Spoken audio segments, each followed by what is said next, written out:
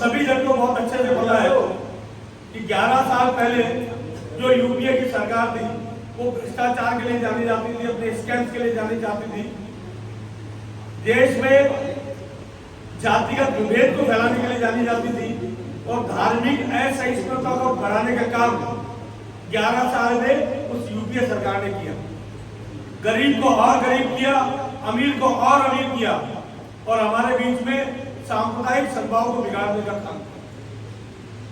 उस यूपीए सरकार के रिजीम से परेशान होकर के आम जन ने जब 2014 में पहली बार भाजपा की सरकार को चुना, मोदी जी को चुना, तो उनकी उम्मीद इतनी सी थी, उनकी अपेक्षा इतनी सी थी कि भ्रष्टाचार मुक्त भारत हो, जातिवाद के कहर से भारत मुक्त हो, देश भर में जो सांप्रदायिक तनाव है, उन्माद है, उससे भारत मुक्त हो, देश भर में आतंकवादी जो गतिविधियां चलती है उससे भारत मुक्त हो और हर महीने कभी पाकिस्तान कभी चाइना हमारे को जो धमकी देता था, बार बार घुसपैठ कराता था, उससे भारत मुक्त है। ये 5 अपेक्षाएं करते हुए देश में आम जन ने मोदी जी की सरकार को चुना। लेकिन बड़ा आश्चर्य हुआ, सरकार बनने के बाद उन्होंने पहली बार अपना भाषण जब लाल किले से दिया तो उन्होंने कहा कि हमारी माताओं बहनों को इज्जत कर देने की आवश्यकता है। ये देश ऐसा देश है जहां पर गांव में घरों में शौचालय उपलब्ध नहीं है और सबसे ज्यादा शर्मिंदगी हमारी माताओं बहनों को झेलने की। लोगों ने कहा ये क्या बात हुई। फिर महीना 2 महीना निकला, उन्होंने कहा कि स्वच्छता सबसे बड़ा अभियान है, वो झाड़ू लेकर के निकल पड़े। फिर थोड़े दिन बाद उन्होंने कहा कि प्रत्येक व्यक्ति का खाता होना चाहिए, इस देश भर में खाते खोले जाए। उन्होंने कहा कैसी कैसी बातें कर रहे हैं, हमने किसके लिए चुना था और ये क्या बात कर रहे हैं। तो ध्यान में आता है कि जो उन्होंने कहा उसको करके दिखाया।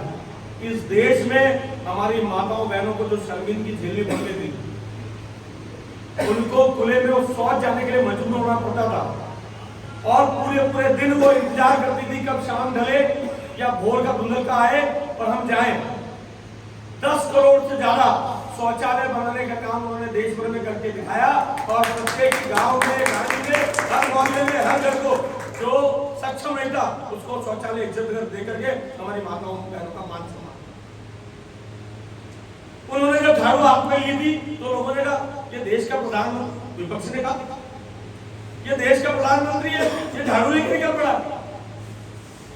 लेकिन ये सच है, उन्होंने जब स्वच्छता अभियान चलाया आज देश भर में उस एक वानगी के रूप में नजर आता है। आज छोटा बच्चा भी, 3 साल का बच्चा, 5 साल का बच्चा भी कचरा फैलाने से पहले 4 बार सोचता है और अपने से बड़ों को टोकता है। उस स्वच्छता अभियान का आउटपुट आज हमको नजर आ रहा है। उन्होंने कहा जन धन में खाते खोलो। हमारे सारे भाई, पहले तो हमारे देश के जो प्रधानमंत्री थे वो अर्थशास्त्री थे, बड़े बड़े अर्थशास्त्रियों की पूरी टीम थी। सारे बैंक, उनके जीएम, एमडीज ने मना कर दिया, संभव ही नहीं है देश में सबके खाते खोलना। इस काम को अगर करने में निकलेंगे तो 20 साल लग जाएंगे। लेकिन 3 साल में वो काम करके दिखाया। इस देश में 51 करोड़ से ज्यादा खाते खोलकर उन्होंने दिखाए और वो खाते खोले हमारी माताओं बहनों के नाम से और 0 बैलेंस के खाते खोले और उसका परिणाम देश में भ्रष्टाचार की एक गंगा जो बहती थी। हर सब्सिडी में कमीशन, मिशन कमीशन चला करता था, ऊपर से लेकर नीचे तक आम जन को पहुंचने वाली जो सहायता राशि होती थी वो नीचे से बढ़ते बढ़ते एक तत्कालीन प्रधानमंत्री ने कहा था रुपया जमाना करता हूँ 16 पैसे पहुंचते हैं, 25 पैसे पहुंचते हैं।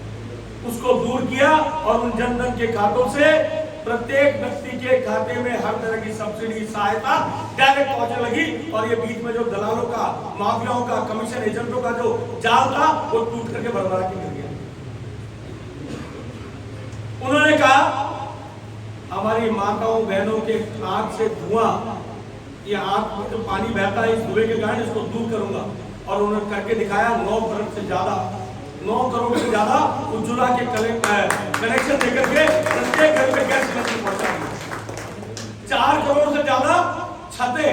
हमारे सोचने का विषय कि इस देश में आजादी के 65 साल बाद भी हमारे आम जन, गरीब जन गांव में झोपड़ी में निवास करते थे, उनको छत नहीं थी, और 4 करोड़ से ज्यादा लोगों को मकान बनाकर प्रधानमंत्री आवास योजना में देकर के दिखाया।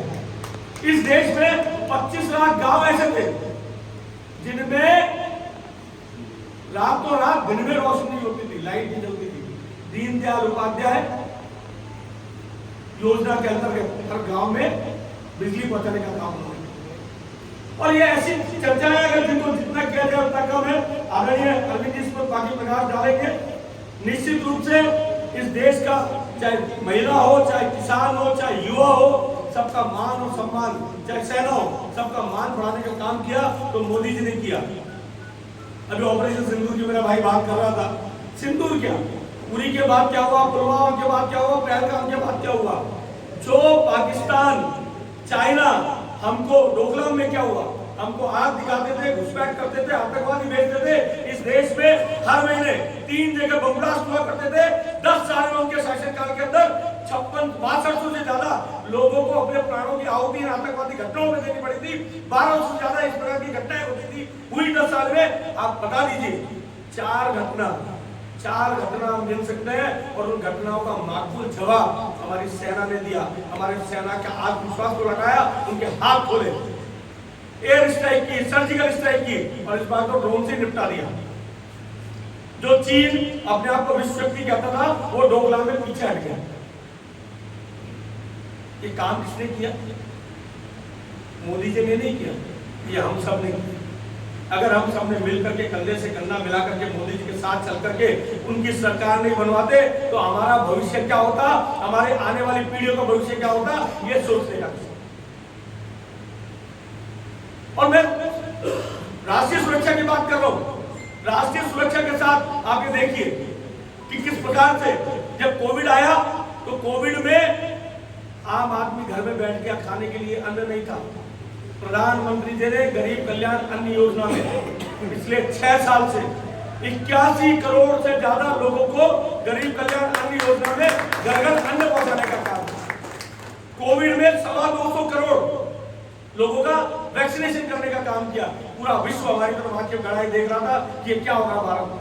और आप देखिए कोविड पता ही लगा कहां चला गया। आज भी कोविड की बार बार धमक सुनने में आती, कभी चाइना में, कभी कोरिया में, लेकिन हिंदुस्तान में कोविड कहां गया। इस प्रकार के दृढ़ निश्चय हमारे देश के प्रधानमंत्री नरेंद्र मोदी जी है।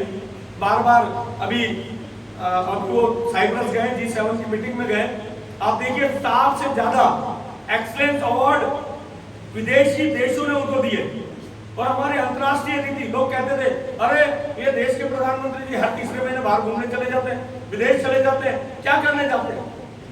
उसका परिणाम था कि ऑपरेशन सिंदूर के बाद एक विदेश पाकिस्तान के साथ खड़ा होने की हिम्मत नहीं कर पाया। और जिन देशों ने, 2 देशों ने हिम्मत की, उनका क्या हाल हो रहा है आप सबको पता। देश की सुरक्षा की बात हो, आर्थिक स्थिति की बात हो, हर चीज में देश लगातार आगे बढ़ रहा है। और ये 11 साल के देश में इससे पहले क्यों नहीं हुआ? जब प्रधानमंत्री जी कहते थे हम 5 ट्रिलियन इकोनॉमी बनने की ओर अग्रसर है, तो अर्थशास्त्री कहते थे संभव ही नहीं है। और लास्ट ईयर हमने करके दिखाया। हम कहते थे हम विश्व के पहले 5 आर्थिक शक्तियों के रूप में आएंगे, देश के प्रधानमंत्री जी कहते थे।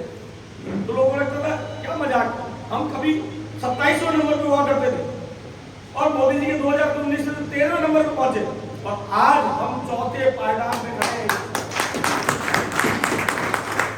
लोकल का नारा देकर, मेक इन इंडिया की बात करके, मुद्रा लोन देकर के, जिस प्रकार से स्टार्टअप के द्वारा हमारे देश में लगातार उन्होंने अर्थव्यवस्था को मजबूत करने का काम किया। किसी ने कहा जीएसटी लगा दिया, गवर्नमेंट सिंह टैक्स, और वो जीएसटी का फायदा आमजन को हुआ। हो सकता है किसी एक व्यक्ति को, 2 व्यक्ति को, 4 बड़े कॉर्पोरेट को, बड़े 5 उद्योगपति को नुकसान हुआ होगा जीएसटी का, लेकिन उस जीएसटी का फायदा आज देश की इकोनॉमी लगातार उत्तरोत्तर तरक्की करती जा रही है। किसी ने कहा नोटबंदी, अरे भैया नोटबंदी से किनके नोट बंद हुए? यहाँ बैठे किसी आदमी का नोट बंद नहीं हुआ, क्योंकि हमारे पास उतना ही था जितना बदला जा रहा था, जितना हमारे को जरूरत थी, जिनके पास घरों में ढेर लगे थे, अंदर तहखानों में खड़े थे, कुओं में पड़े थे, बोरे में पड़े थे, उनके लिए सोचने का विषय था। इस प्रकार के इस देश में आर्थिक अपराध करने वाले, लगातार आतंकवादी घटनाओं में सहयोग करने वाले ऐसे लोगों को सबक सिखाने का काम नोटबंदी करना। महिला सम्मान की बात मैंने जब शौचालय से शुरू की, उज्ज्वला की बात की, उजाला की बात की, तो आप भूल गए इस देश में पहली बार किसी ने ये हिम्मत की महिलाओं को 33% आरक्षण देने की, वो की तो इस मोदी जी ने की। मोदी के शासन में पहली बार 33% महिला को संसद में और विधानसभा में आरक्षण मिलेगा। 2019 से ये प्रस्ताव पारित करने की हिम्मत की तो मोदी जी ने की। इस देश में कहा जाता था राम मंदिर कब बनेगा, तारीख नहीं बनाएंगे, मंदिर नहीं बनाएंगे, मंदिर कब बनाएंगे। उन्होंने तारीख भी बताई और मंदिर भी बना दिया और 1900 करोड़ से ज्यादा पैसा हमारे आर्थिक, हमारे जो धार्मिक जो चिन्ह है, हमारे धार्मिक आस्था के केंद्र है, उन पर खर्च किए। महाकाल रोड है, हमने देखा ये केदारनाथ बद्रीनाथ देख लीजिए, उज्जैन हम जा ही रहे, रामलला के दर्शन करने के लिए पहुंच रहे, काशी विश्वनाथ चले जाइए और अब तो बारी कृष्ण कन्हैया की है। तो निश्चित रूप से जिस प्रकार के काम उन्होंने किए, इसके बारे में जितनी चर्चा की जाए उतना कम है। और एक बड़ी बात, हम अरविंद जी भाई साहब युवा मोर्चा के अध्यक्ष हुआ करते थे, हम आप में घुमा देते थे, ऐसा कोई याद नहीं, मुझे याद है। तब हम नारा लगाते थे क्या, एक देश में 2 निशान 2 विधान 2 प्रधान, नहीं चलेंगे नहीं चलेंगे। हम भी पीछे झंडा लेके चलते थे, बताइए कौन सा 2 विधान 2 निशान 2 की बात कर। कश्मीर गए 1990 में भाई साहब, मुरली मनोहर जी जोशी के नेतृत्व में कश्मीर फतह करने गए थे। लाल तिरंगा फहराएंगे, लाल चौक तिरंगा फहराया भी, लेकिन तिरंगा फहराने के लिए जो आदमी मुरली मनोहर जी जोशी के साथ गया था, उस आदमी ने कहा कि तिरंगा ही नहीं, इसको पूरा तिरंगा मैं कर दूंगा। और उन्होंने करके दिखाया। धारा 370 हटाने का काम इस देश में कोई सोच नहीं सकता था, वो करके दिखाया। 35 से हटाने का काम इस देश में सोच सकता था, करके दिखाया। हमारा विपक्ष ताकते रह गए, क्या हुआ आज कश्मीर, जिस कश्मीर में हमारा जाने पर भी परमिशन नहीं थी, पाबंद थी, हमको परमिट लेना पड़ता था, हमको बताना पड़ता था हम कहां से आए हैं, और वो पूछते थे कहां से आए हो, इंडिया से। उस पूछने वाले का नामो निशान नहीं खत्म कर दिया, वो यासीन मलिक आज जेल में पड़ा हुआ। हम भी गए 1990 में गए, 2011 में हम गए लाल चौक में तिरंगा फहराने के लिए, खूब पिटे, खूब मार खाई, खूब धरना प्रदर्शन हुआ, खूब हंगामा हुआ। तो मैंने लोग पीस थी, अरे यार इस देश में ऐसा हो सकता है, तिरंगा नहीं फहरा सकते हमारे देश में, हम हमारा देश कहते तो तुम्हारे देश में फहराओ, हमारे देश में नहीं तो। लेकिन मोदी जी और अमित शाह जी ने करके दिखाया। निश्चित रूप से आर्थिक पक्ष की बात हो, चाहे समाज कल्याण की बात हो, आयुष्मान की बात हो, हर बात पर जितनी चर्चा की जाए उतना कम है। 11 साल में मोदी जी ने जो दिया है इस देश में, 1000 साल में कोई नहीं कर पाया। मैं याद करना चाहूंगा कि इस देश का शासन कभी अजमेर से चला करता था, अजमेर हमारी राजधानी हुआ करता था इस देश की। तो 1000 साल बाद मुझे लगा अंतिम हिंदू सम्राट पृथ्वीराज चौहान के बाद पहली बार हिंदुत्व की बात करने वाला, सामाजिक संरचना की बात करने वाला, अंबेडकर जी को उनका जो सम्मान था वो लौटाने वाला, ज्योतिबा फुले को उनका सम्मान लौटाने वाला कोई शख्स आया तो मोदी आया। अंबेडकर जी के नाम पर जो वोट मांगते थे ना, अंबेडकर जी को जो के नाम पर जो वोट लिया करते थे, वो कभी भी अंबेडकर जी के पंच तीर्थों को नहीं बना, मोदी जी बना के दिया। माता अहिल्याबाई हो चाहे ज्योतिबा फुले, उनकी जयंती 300वीं जयंती 200वीं जयंती बनाने का अगर काम किसने किया तो किसने किया, तो मोदी जी ने किया। तो निश्चित रूप से जितनी चर्चा की जाए उतना कम है। हम अभी रचित भाई ने कहा कि हम हर जगह नंबर 1 रहते हैं, बजरंग मंडल हमेशा रहता भैया।